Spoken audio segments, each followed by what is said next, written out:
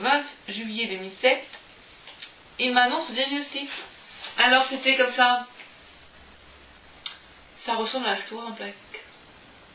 Ah mais docteur, je m'y attendais. J'ai vu j'arrive jamais avec ça, ce mot, démyélinisation. J'ai été voir sur internet. Ah, je suis tombée sur le livre de d'Arnaud Gautelier. Je te plaque ma sclérose. Je l'ai acheté avant même d'avoir le diagnostic de poser. Donc je lui ai dit, ben, je m'y attendais. Enfin, je m'y attendais, lui. Ah, mais je suis formelle! C'est la sclérose en plaques! Ah, vous aviez peur que je me jette à la fenêtre à l'annonce du diagnostic. Bon, voilà. Et le jour même, il m'a annoncé qu'il fallait que je me mette sous le interféron. Je devrais faire un petit peu attendre. Et que le lundi même, on était vendredi, le lundi même, il fallait que j'aille me faire une boulée de cortisone. Oh, en 2 heures, quand je lui ai demandé quels sont les risques secondaires. Oh, rien. Ah, mais je vous promets, il m'a dit non. Bah non, faut juste manger beaucoup de protéines, peu de sucre et peu de sel. C'est tout. Quand je vois que l'autre neurologue que j'ai vu après m'a dit non, moi j'hospitalise, hein, parce qu'il y a des risques d'allergie. Et... Ah, alors il m'a dit. Donc là, c'est la lettre qu'il envoie à un généraliste. Cher ami, je vous remercie de m'avoir adressé à Madame Christelle Bourrelli, 38 ans, j'en ai 40, pour faiblesse des membres inférieurs. À l'âge de 20 ans, elle a un épisode de flou visuel bilatéral pendant un examen pendant une journée. Il va y avoir 2 récidives identiques. Elle aura ensuite une paralysie faciale droite régressive et gardera une fatigue importante. Progressivement depuis 2004, elle a une faiblesse des membres inférieurs avec fatigabilité. Elle fait parfois des chutes. La symptomatologie prédomine aux membres inférieurs gauche. Ceci avait débuté d'abord par les paresthésies des 2 pieds, mais elle a eu aussi au niveau des bras. Elle a même eu il y a 1 an et demi un épisode de quelques semaines de paresthésie des 2 membres inférieurs de l'abdomen. Depuis 2004, elle a aussi une incontinence urinaire, parfois une difficulté à la vidange complète et aussi des mixos impérieuses. Elle est plutôt constipée. À noter, en automne 2006, des douleurs des 2 yeux avec baisse de l'acuité visuelle bilatérale pendant 2 semaines. Elle garde toujours parfois un flou visuel. Ouais, ça c'est parce que en plus j'ai l'astigmatisme. Et prise d'ici.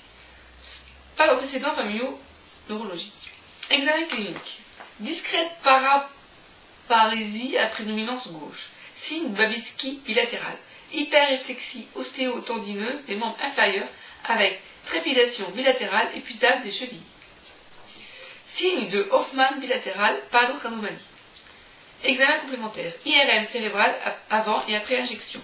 Présence d'une 12aine d'hypersignaux en flair et en T2 au niveau de la substance blanche des hémisphères cérébraux. Mais il existe aussi 2 hypersignaux au niveau du tronc cérébral. Un hypersignal sustentoriel prend le gadolinium. Pas d'autre anomalie. Heureusement, hein. IRM médulaire avant et après injection normale. NFS, BS, transaminase, BI, calcémie, TS, etc., normaux. Radiographie thoracique normale. Conclusion. Il s'agit donc d'une sclérose en plaques. Je l'ai annoncé à la patiente. Je suis là. Je lui propose de faire une cure de Sodimidrol à 1 gramme sous 3 jours de suite pour essayer d'améliorer le problème actuel. Il s'agit d'une sclérose en plaques en partie rémitante. Un traitement de fond par bêta-interféron me paraît donc nécessaire. Dans un premier temps, il faut faire une demande de prise en charge à 100% par la sécurité sociale pour cette maladie, bien amicalement. Donc moi, un petit peu angoissée par le traitement qui m'attend, parce que bon, ce jour-là, il a pris rendez-vous directement à la clinique, il m'a dit je devais y aller. Le dimanche, j'ai dit à ma mère, écoute franchement, j'ai pas confiance en ce neurologue, il dit pas d'effet secondaire, je le crois pas. Je crois que j'ai mieux fait. Donc lundi, j'ai téléphoné à la clinique pour dire j'annule. Je vais voir d'abord le médecin généraliste si j'avais besoin de lui en parler. Le médecin généraliste, pas là. Pas là. Une écoute bienveillante. C'est ce que je cherchais. Et qu'on m'explique cette maladie, etc. Bref, d'être réconforté un petit peu, quoi. C'est normal que je commence à angoisser. Donc j'ai vu la pharmacie qui m'a donné le nom d'un médecin à côté de chez moi. C'était le trouble nerveux. J'y vais. J'ai pas fait gaffe au quartier où c'était, mais... Alors lui, ouais, gentil, mais toute la panique quand même, c'est... Alors il m'a dit, écoutez, pour savoir si vous êtes allergique au médrol, je vais vous faire une injection sous-cutanée, là, un petit flash, comme on dit, ça va vous permettre de... Après, il voulait me proposer, fallait-vous le à domicile. Appeler quelqu'un. Ah oui, je connais quelqu'un, un professeur au CHU, je peux vous appeler. Parce que je sais pas si c'est 500 mg ou 1 gramme, je vais les voir. Et là, il dit, ah non, c'est 500 mg pendant 5 jours. Vous pouvez me faire donc une prescription pour perfusion à domicile. Et je lui ai dit, donnez-moi un rendez-vous avec ce professeur de CHU.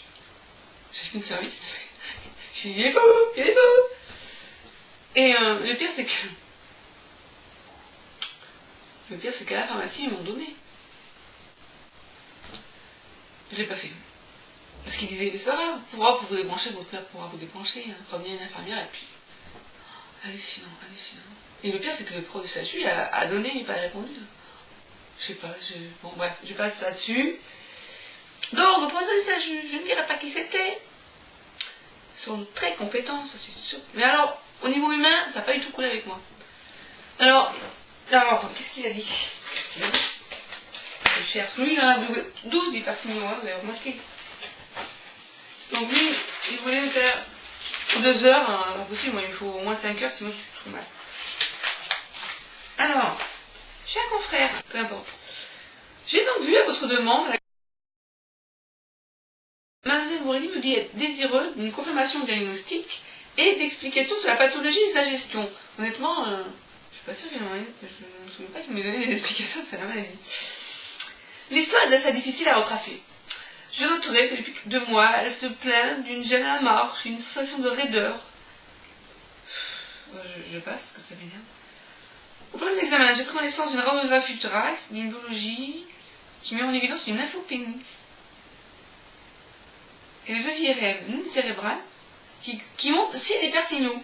Un sur le corps calleux, pour le contraste. Et il y a un hypersignal de notre cérébral. Voilà, il y en a plus que 6. Voilà. Voilà. Comme je le dis, le diagnostic de sclérose en plaques est de loin le plus probable. À l'heure actuelle, les critères diagnostiques évoluent rapidement. Il est demandé, proposer le diagnostic. Enfin bon, il fait son cours. Bref. Je dis à Mme Brully, la difficulté de retracer l'historique et l'intrication avec des phénomènes psychologiques rend difficile la précision du type de sclérose en plaques. Alors moi, j'avais un profil phobique. Voilà. Alors quand je lui ai demandé à quoi oui ça, ah c'est pas mal s'il vous plaît, phobique, vous pouvez pas le Donc en fait, quand j'ai refusé, je lui ai dit c'est indispensable la ponction lombaire, parce que vous savez que ça fait quand même des années que je galère, mais maintenant vous pouvez me rajouter un plus. Pour être sûr du diagnostic, parce qu'il y a quand même 98% de chances que ce soit ça. Et puis bon, j'ai pas envie d'attendre tout de suite, faut savoir tout de suite. J'ai pas voulu. Ah, c'est normal. Vous avez votre profil phobique, c'est normal. C'est normal. J'ai pas du tout aimé ça. Attendez, j'étais déjà mal. Ça faisait un peu une semaine que j'avais, voilà, ça se creuse en plaque, j'avais un petit peu de quoi être un peu stressée quand même. Donc pour lui, j'avais un problème psychologique. C'était plus facile. Ah oui, il m'avait dit, c'est normal que les médecins aient eu tant de mal à vous diagnostiquer la sclérose en plaques. Le neurologue a eu tout de suite. Hein. Lui, il a un doute, mais le neurologue a eu tout de suite. C'est les médecins généralistes qui ont du mal à voir que, bon, parce que j'avais une forme pédiatrique petite, en plus une forme à évolution lente. Donc des signes que j'avais effectivement. C'était pas du jour au lendemain, ah, je marche plus, vite, on voit bien qu'il y a quelque chose, quoi. C'est pas psychosomatique, hein, si je marche plus. Mais là, même quand je tombe, je mets. Donc il m'a dit, c'est normal, c'est normal que les médecins n'aient pas vu avec votre profil phobique. Alors moi j'ai un profil phobique, voilà.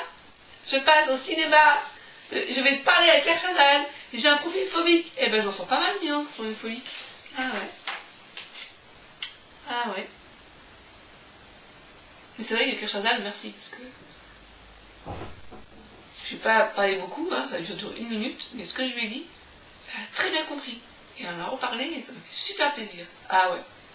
Elle a cicatrisé beaucoup de blessures que j'avais. Ouais. Comme quoi. Donc, Je sais plus, il faut y voir qu'à à chaque fois que...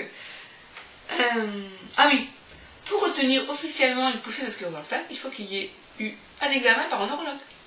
Seul cette fois-ci, il y en a un. On ne peut donc pas retenir d'autres poussées de la maladie que l'actuelle. Ça m'a super énervé aussi. C'est super... Ils ne s'en rendent même pas compte de ce qu'ils disent, c'est pas possible. Donc bref, ils voulaient me faire, voilà, 5 jours de bolus à 100 mg. Moi j'en ai eu 5 jours sur... J'ai eu 1 gramme. Oh, c'était gros. Voilà. Les premiers bolus doivent se faire en milieu hospitalier ou en clinique, mais sous surveillance, du fait de la possibilité d'un phénomène d'agitation très rare. Phénomène allergique. Phénomène d'agitation très rare, j'en ai eu moi. Ouais. Voilà. Comment je suis rentrée dans la maladie. Comment de la maladie. C'était génial, je suis ravie. Donc monsieur généraliste n'était pas là. C'est un fou qui me reçoit. Juste le professeur du CHU, très gentil avec moi, qui me dit j'ai un photophobique et c'est pour ça qu'on n'a pas vu avec la maladie. Voilà. Ça c'est fait. Ensuite, ça c'est fait. 17 décembre 2007. Donc troisième neurologue que je vois. Le professeur du CHU me dit faut arrêter de passer neurologue en neurologue. Il faudrait peut-être vous stabiliser parce que c'est important que le neurologue vous connaissent bien. Bah oui, maintenant ils vont bien me connaître là, les neurologues, s'ils voient mes vidéos. Alors, je reçois en consultation un Théopourine qui vient de renouveler son bilan IRM. Sur le plan céphalique, on note une diminution du processus démyélinisant, vous ne saurais pas le dire, avec d'une part une disparition de la prise de contraste anormale. Au niveau de la protubérance, les hypersignaux iridescents très discrets en périventriculaire.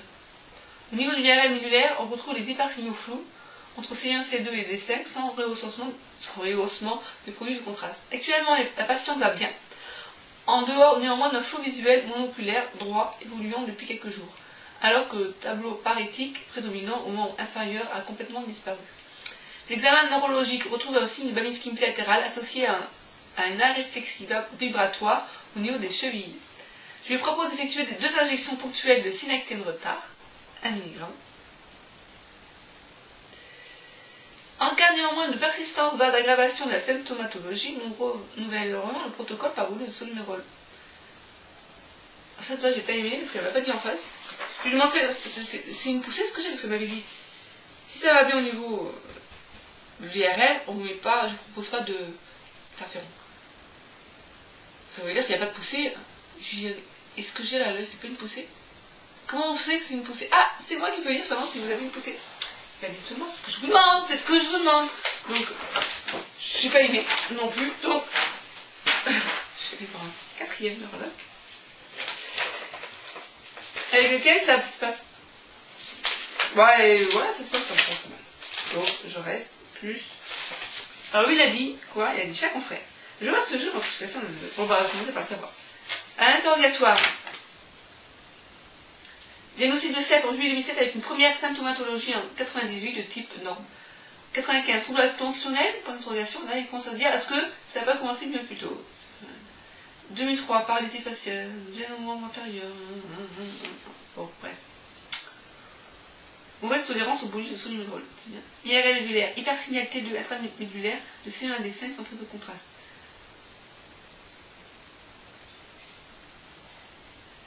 IRM cérébrale, stabilité des lésions cérébrales sans prise de contraste. Épisode d'asthénie intense en juin dernier, trouble visuel temporel de l'œil gauche pendant 8 jours. L'examen montre marche ataxique avec élargissement du polygone de sustentation. Pas de déficit sensiteur. Le diagnostic le plus probable d'une sclérose en plaques présentant une activité de la maladie relativement importante, même si le dernier bilan IRM ne montre pas d'activité importante de la maladie. Dans ce contexte, il y a indication de mettre en place un traitement de fond. Lui, il était pour un traitement de fond.